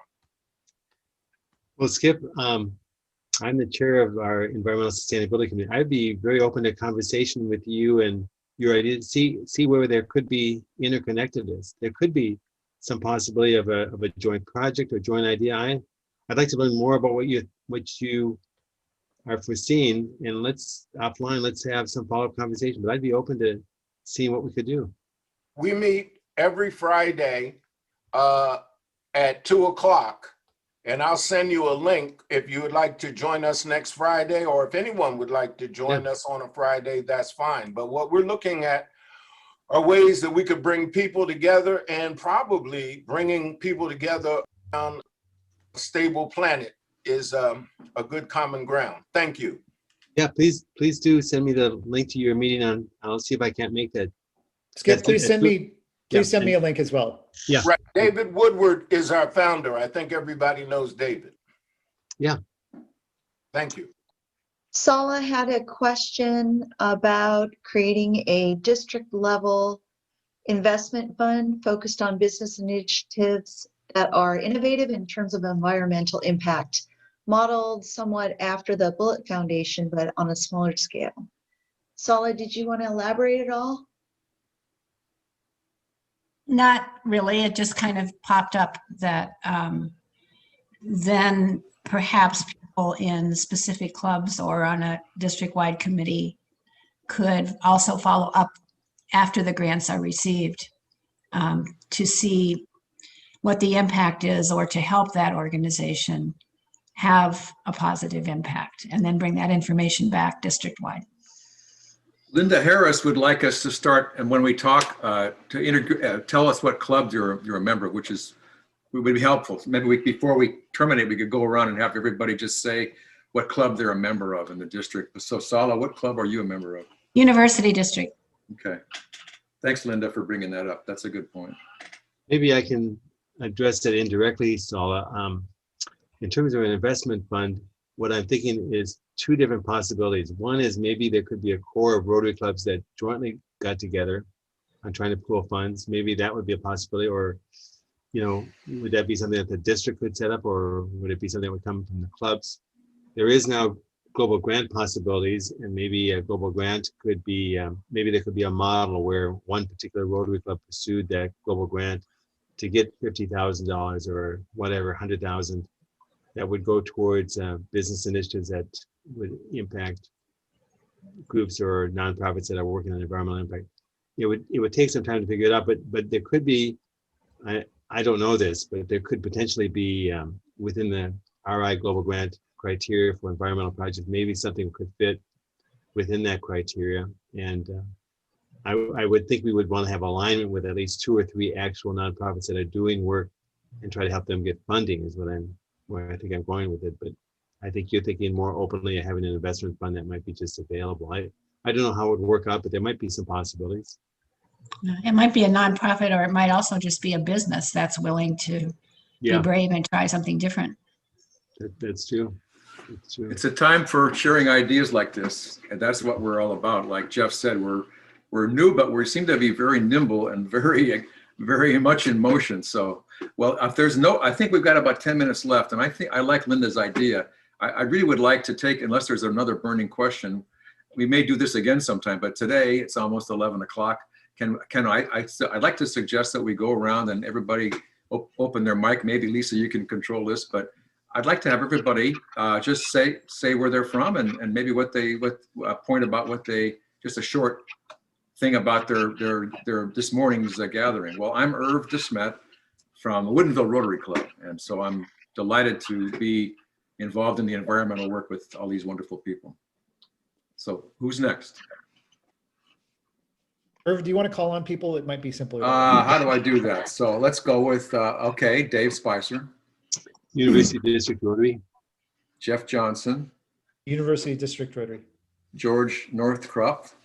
George Northcroft, Bellevue Rotary Club, and I also co-chair the Diversity, Equity, and Inclusion Committee for the Bellevue Rotary Club. Is that the Breakfast Club or the Lunch Club, or which club is Lunch. that? The second lot. We're second as far as membership. We're second to Seattle 4. So you're in Marina's in your club too, by the way. Yeah. Okay, Sala. I'm from University District Rotary, and I work a lot on peace issues, but that involves the environment. Okay, thank you. Beverly Fogel. Also with Rotary with University District Club. And thank you. Dr. Skip Rowland. Seattle 4, and I am co-chair with Dr. Griffin of the Seattle Rotary Diplomacy Roundtable. And also I work with Peace Builders, and we're very interested in global peace and global unity. Thank you. Bravo. Ed Belcher. Yes, sir. I'm with the Lake Forest Park Rotary Club, and I am primarily interested in citizens climate lobby, which was mentioned briefly in the presentation. And in the June newsletter, just came out yesterday, go to page 14 and you'll see an article called More Money in Your Pocket. And you'll read that article, you might find it interesting. More Money in Your Pocket, page 14, and you'll find about Citizens Climate Lobby and a little bit about the bill that they sponsor. And Ed, I believe would be willing to talk to any Rotary Club about his passion too, by the way, which is a good one. Am I right, Ed? Sure. I see you got a lot of the university Rotary clubs here based on Dave's and Jeff's presentation earlier. Yeah, yes. Jan Hansen. Jan Hansen, Shoreline Rotary. And mostly in this area, our club has been working with parks and stewardship. And we have a group now out with Kim Peterson being stewards of one of our local parks. And Shoreline Rotary was the first club that asked any of us to come and talk to them. I had the good fortune of being there that day. And the thing I remember most is that the Shoreline people in that Zoom call decided to plant trees and name the trees after various veterans. And I thought that was a beautiful thing. We've had an arboretum for some time, and that was another good idea. Yeah. Thank you also for coming. Jeff Wortham. University District Rotary Club. And George, we're going to catch up to you guys and pass you as number 2. The more the merrier. The more the merrier. Do it. Right, absolutely. I'm chair of our Peace Builder Committee and DEI Task Force, and Sala and I are co-chairs, co-founders, if you will, of the Saturday morning ad hoc social justice group. Thank you. Wonderful. Thank you, difference makers. Linda Harris. I am from University District Rotary also. I am on the program committee as well as the International Service Committee and the Environmental Sustainability Committee. But I wanted to point out that I've been able to bring speakers on environmental issues through the program committee, which just supplements what we do with the environmental. And it's just another way to keep the information flowing. Thank you. Linda Ruff.